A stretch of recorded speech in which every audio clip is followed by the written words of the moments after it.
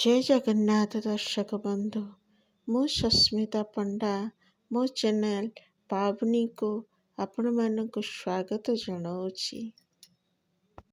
ଦର୍ଶକ ବନ୍ଧୁ, ଜୀବନରେ ଅନେକ ପ୍ରାପ୍ତି ମଧ୍ୟରେ ମହାନତମ ପ୍ରାପ୍ତି ହେଲା ଯଦି ତୁମକୁ ସଦ୍ଗୁରୁ ମିଳିଯାଆନ୍ତି। କାରଣ ଅନ୍ଧାରରୁ ଆଲୋକକୁ ଦେଖାଇବା ରାସ୍ତାଟି କେବଳ ଗୁରୁ ହିଁ ଦେଇପାରନ୍ତି, ଯାହା ପାଖରେ ଅନୁଭବର ଅସରନ୍ତି ଗନ୍ତାଘର ଥାଏ, ଯିଏ ମଣିଷର କାରଖାନା ବୋଲି କହିପାରନ୍ତି, ମଣିଷ ତିଆରି କାରଖାନା ବୋଲି କହିପାରନ୍ତି।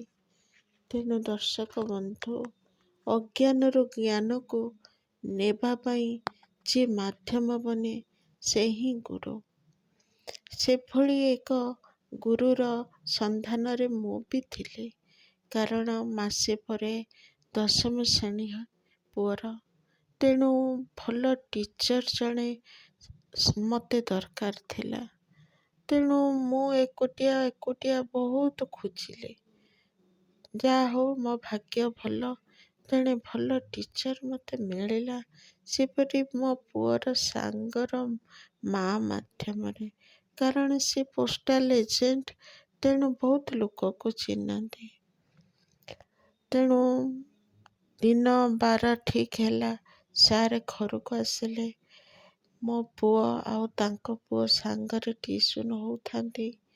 ପ୍ରଥମ ଦିନ ସାର୍ ସେମାନଙ୍କର ଟେଷ୍ଟ ନେବା ପାଇଁ ବହୁତ ପ୍ରକାର କୋଶ୍ଚିନ୍ କଲେ ମୋ ପୁଅକୁ ଏବଂ ସେ ଛୁଆଟିକୁ। ତେବେ ଠିକ୍ ଠାକ୍ ଭାବରେ ସେମାନେ ନିଜର ପ୍ରଶ୍ନ ଉତ୍ତର କହି ଚାଲିଥାନ୍ତି। ମୋ ପୁଅର ସାଙ୍ଗ ଯିଏ ତପୁ, ସିଏ କହି ଚାଲିଥାଏ, ବହୁତ କଥା କହିଆ ଛୁଆଟେ। କିନ୍ତୁ ମୋ ପୁଅ ଚୁପଚାପ ହେଇକି ସେଇଠି ବସିଥାଏ। ସେଇଠୁ ସାର୍ ପଢ଼େଇ ସାରିଲା ପରେ ପଚାରିଲେ, ଆଜି ତ ସାଇନ୍ସ ପଢ଼େଇଲି, ଆଉ କାଲିକି କିଏ ମ୍ୟାଥ୍ କରିକି କେତେ ଆଣିପାରିବ? ତମର ତ 25 ତାରିଖ ପରୀକ୍ଷା, ଆଉ 15 ଦିନ ରହିଲା। ତେଣୁ ଯାହା ଡାଉଟ୍ ହିଁ ମୁଁ କ୍ଲିଅର କରିପାରିବି 9th ପାଇଁ। 10th ତ ମୁଁ ଦେଖିବି, କିନ୍ତୁ 9th ପାଇଁ। ତେଣୁ ତମକୁ ପ୍ରତି ଚାପ୍ଟରରେ କେତେଟା କୋଶ୍ଚିନ୍ କରିକି ଆଣିପାରିବ?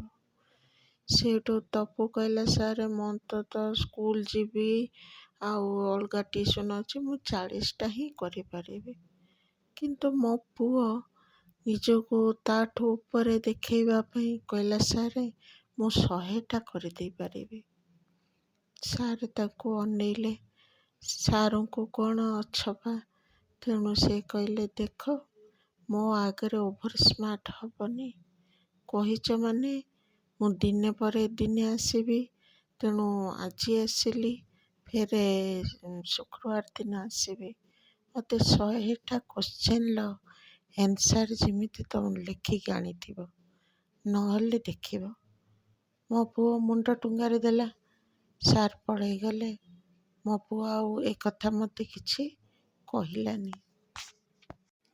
ସେଦିନ ସନ୍ଧ୍ୟାବେଳେ ସାର୍ ଗଲା ପରେ ସେ ତାର ଅନ୍ୟ ପାଠପଢ଼ା ଶୀଘ୍ର ସାରି ଦେଇକି ଅଙ୍କ ବହି ଆଉ ଖାତା ଧରିକି ବସି ପଡ଼ିଲା।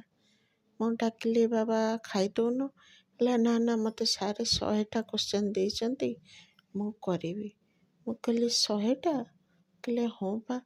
ସେଠୁ ମୁଁ ଆଉ କିଛି କହିଲିନି। କହିଲେ, ହଁ ଅଙ୍କରେ ତ ଭଲ ହଉନି ତୋର, ତେଣୁ ପ୍ରାକ୍ଟିସ୍ କର, ସାର୍ ଯାହା କହିଛନ୍ତି ଠିକ୍ କଥା। ସେଦିନ ସେ 12ଟା ପର୍ଯ୍ୟନ୍ତ ଅଙ୍କ କଲା, ଆଉ ମୁଣ୍ଡ ଉପରେ ଖାତା ବହି ରଖିକି ଶୋଇଲା। ପୁଣି ସକାଳୁ ଉଠିକି ତାର କେମିତି ତରତରିଆ ନିଜ କାମ ସାରି କ୍ଷୀର ବିସ୍କୁଟ ଖାଇକି ବହି ଖାତା ଧରିକି ସେଇ ଅଙ୍କ ବହି ଧରିକି ବସି ପଡ଼ିଲା। ସେଇଠୁ ମୁଁ ପଚାରିଲି, ବାବା କେବଳ ଅଙ୍କ କରିବୁ ନା? କହିଲା, ଜାଣିନ କି, ମୁଁ ନେନା ସାର୍ଙ୍କ ଆଗରେ ଟିକେ ବାହାଦୁରୀ ମାରିକି କହିଦେନି, ସାର୍ ମୁଁ 100ଟା ଅଙ୍କ କରିଦେବି। କିନ୍ତୁ ତପୁ କହିଲା 40ଟା, ଆଉ ମୁଁ ତାଠୁ ଟିକେ ଉପରେ ରହିବି ବୋଲି କହିଦେନି। ଆଉ ମୁଁ କହିଲି, ଦେଖ ବାବା, first impression last impression. Sir ମଣିଷ ତିଆରି କାରଖାନା, ସେ ଅନେକ ଛୁଆଙ୍କୁ ଦେଖୁଛନ୍ତି, ତାଙ୍କ ମତିଗତିକୁ ତାଙ୍କୁ ଅଛପା ନୁହେଁ। ତେଣୁ ତାଙ୍କୁ ଟିକେ ଜଗି ରଖିକି କଥାବାର୍ତ୍ତା କରିବୁ। ଆଉ ଯଦି ବାବା କହିଦେଇଛୁ, ତେଣୁ ତତେ କରିବାକୁ ହିଁ ପଡ଼ିବ। ତେଣୁ କିଛି ନ କର, ଯେହେତୁ ତୋ କଥାଟା ଦେଇଛୁ, ତୋ କଥାଟା ରଖିବାକୁ ପଡ଼ିବ। ନହେଲେ ସାର୍ କ'ଣ ଭାବିବେ ତୋ ବିଷୟରେ। ସେଠୁ ସିଏ ତାର କହିଲା, ହଁ ମୁଁ ଚେଷ୍ଟା କରିବି ମା। ମୁଁ କହିଲି, ଦେଖ ବାବା, ଖରାପ ଭାବିବୁନୁ, ବଡ଼ ଛୁଆ ହେଲୁଣି, ତୋ କଥାକୁ ସମସ୍ତେ ଏବେ ନୋଟିସ୍ କରିବେ। ଆଉ ଜାଣିଛୁ ବାବା, ଏ କଥାର ମହତ୍ଵ କେତେ ମୁଁ ତୋତେ ଆଗରୁ ବହୁତ ବୁଝେଇଛି। ସବୁବେଳେ ଯେଉଁ କଥା କହିବୁ ନା, ପଜିଟିଭ୍ କଥା କହିବୁ। କାହିଁକିନା ସବୁ ଦିନର ଥରେ ମଣିଷ କଥା ସତ ହେଇଯାଏ। ୟାର ଉଦାହରଣ ମୁଁ ତୋତେ କହିବି। ୟା ପୂର୍ବରୁ ଯେତେବେଳେ ଅଜିତ ସାର୍ ଆସୁଥିଲେ ନା, ସେତେବେଳେ ତାଙ୍କର ପାଠ ପଢ଼ା ତ ମୋତେ ଭଲ ଲାଗେନି। ତଥାପି ମୁଁ ତାକୁ ବନ୍ଦ କରିଦେଲି। କାରଣ ବର୍ଷେ ତୋର ପୂରିଥାନ୍ତା ଫେବୃଆରୀରେ, ଆନୁଆଲ୍ ଏକ୍ଜାମ୍ ପରେ ପର୍ଯ୍ୟନ୍ତ। କିନ୍ତୁ ମୁଁ ତାକୁ ଜାନୁଆରୀରେ ବନ୍ଦ କରିଦେଲି। କାହିଁକିନା ଏ ସାର୍ ମୋତେ ମିଳିଗଲେ 1ରେ, 2ରେ ମୁଁ ତାଙ୍କ ଆଗରେ ମିଛ କହିକି ବନ୍ଦ କଲି। ତ ପରୀକ୍ଷାରେ ମୁଁ ଜାଣିଛି, ତା ପରୀକ୍ଷାରେ ଥରେ ଖରାପ କରିସାରିଲୁଣି ଅଙ୍କରେ। ତେଣୁ ସେ ସାର୍ଙ୍କ ଆଗରେ ତୁ ଫ୍ରି ହେଇପାରୁନୁ। ଆନୁଆଲ୍ ଏକ୍ଜାମ୍ ଖରାପ ନ ହେବା ପାଇଁ ମୁଁ ତାଙ୍କୁ ମିଛ କହିଲି। କେମିତି କହିକି ତାକୁ ବନ୍ଦ କରିଥାନ୍ତି। ମୁଁ କହିଲି, ସାରେ ଆଉ ଫେବୃଆରୀରେ ମୋର ମେଡ଼ିକାଲ ଯିବାର ଅଛି।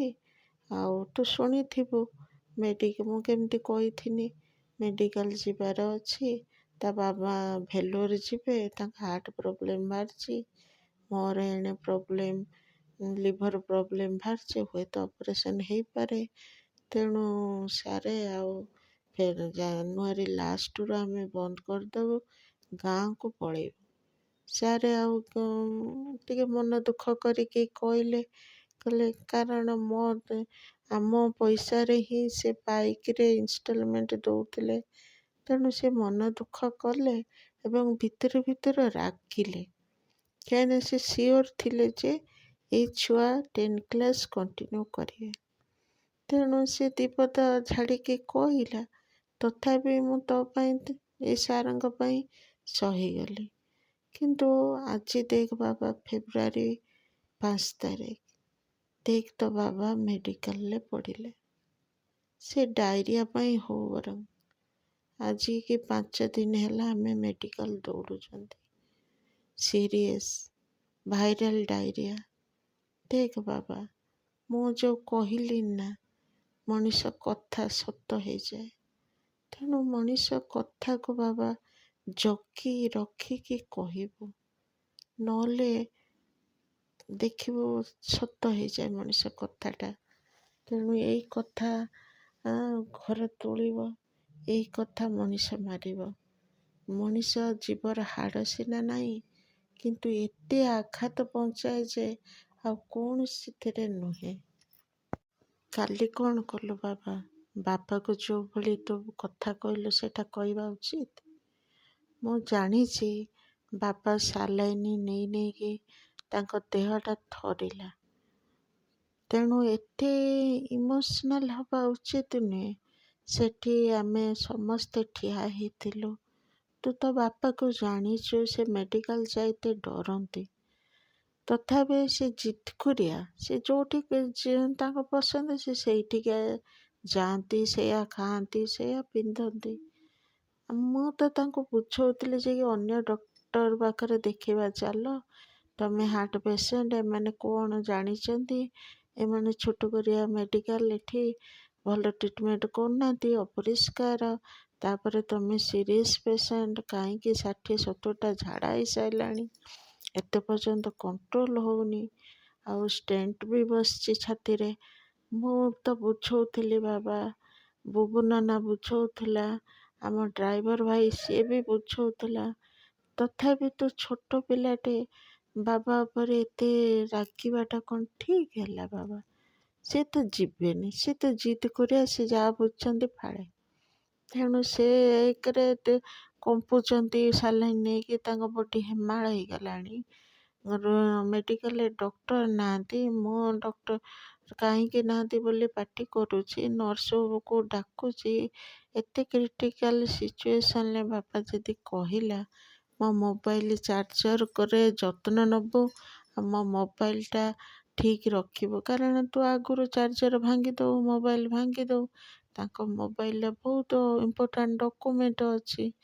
ଚାର୍ଜର ବି ଯଦି ଭାଙ୍ଗିଗଲା, ମେଡ଼ିକାଲରେ ଚାର୍ଜର ଫେରେ ଆଣିତେ ଦୂର ହେବ।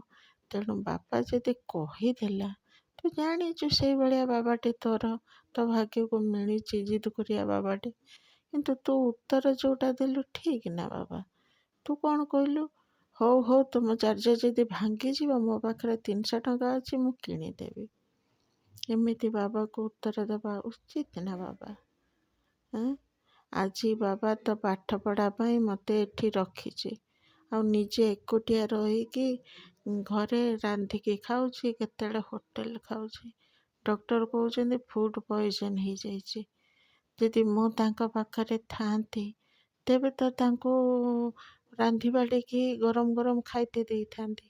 ଆଜି କେଉଁଠି ପୋକ ପଡ଼ିଗଲା ତରକାରୀରେ କି କ'ଣ ହେଲା, ସେ ତରକାରୀ ଖାଇକି ଆଜି ବାପା ଡାଇରିଆରେ ଏଭଳି ପଡ଼ିଛି, ଏଭଳି ଥରୁଛି। ତୋତେ ଦୟା ଆସୁନି? ତୁ ଏତେ କଟୁ ବଚନ କାହିଁକି ସମସ୍ତଙ୍କୁ କହୁଛୁ? ବାବା, କଥାକୁ ବନହରିଣୀ କରିବୁନୁ। ତୁ ଭାବୁଛୁ ନା କଥା ପାଣି ବୋହିଯିବ, ମଣିଷ ଭୁଲିଯିବେ? ନା ବାବା, ମଣିଷ ସବୁ ଭୁଲିଯାଏ ନା, ଏ କଥାକୁ ଭୁଲେନି। କଥାକୁ ମଲା ପର୍ଯ୍ୟନ୍ତ ମନେ ରଖେ। ତେଣୁ ବାବା, ଜଗି ରଖି 100 ଥର ଭାବି ମାପି ଚୁପିକି କଥାବାର୍ତ୍ତା କରିବୁ। ଏଇ କଥା ଯୋଗୁଁ ବା ମହାଭାରତ। ତେଣୁ ଦର୍ଶକ ବନ୍ଧୁ ଠିକ୍ କହିଲେ ନା? ଯଦି ମୋ ଏ ଅନୁଭବ ଆପଣଙ୍କୁ ପସନ୍ଦ ହେଲା, ତେବେ ଲାଇକ୍, ସେୟାର, ସବସ୍କ୍ରାଇବ୍ କରତେ ଭୁଲିବେନି। ରହିଲି, ଜୟ ଜଗନ୍ନାଥ।